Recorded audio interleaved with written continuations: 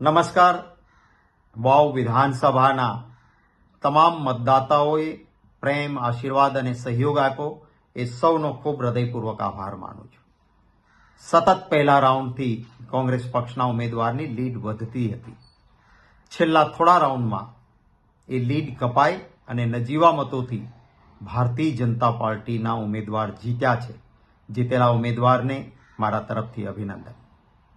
અમે થોડા મતોથી ન જીતી શક્યા એનો રંજ જરૂર છે, પરંતુ હાર અને જીત એ લોકશાહીમાં થયા કરે.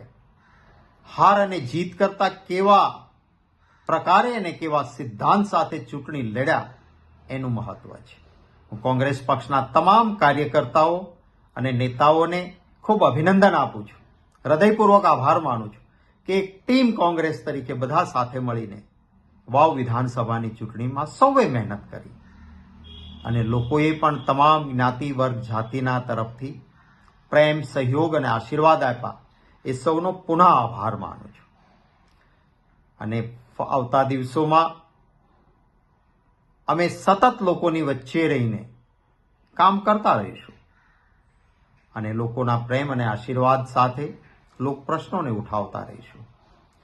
અનેક વિઘ્નો વચ્ચે, અનેક વિપરીત સંજોગો વચ્ચે સત્તા એ રાજ્યમાં વર્ષોથી જે પોલિટિકલ પાર્ટીની છે એમણે તમામ પ્રકારના પ્રયત્નો કર્યા. એમની સામે તાંચા સાધનો, મર્યાદિત વસ્તુઓની વચ્ચે પણ કોંગ્રેસના કાર્યકર્તાઓ જે મજબૂતીથી વાવ વિધાનસભાની ચૂંટણી લડ્યા અને જે મતદાતાઓએ પણ અમારા પર વિશ્વાસ મૂક્યો, એ સૌનો પુનઃ હૃદયપૂર્વક આભાર માનું છું. અનેક નેતાઓ અને કાર્યકર્તાઓએ રાત દિવસ મહેનત કરી છે. શામ, દામ, દંડ, ભેદ સામે હોય એના સામે નિષ્ઠા અને પ્રમાણિકતાથી ડગ્યા વગર બધાએ મહેનત કરી છે. એ સૌનો પણ ખૂબ હૃદયપૂર્વક આભાર માનું.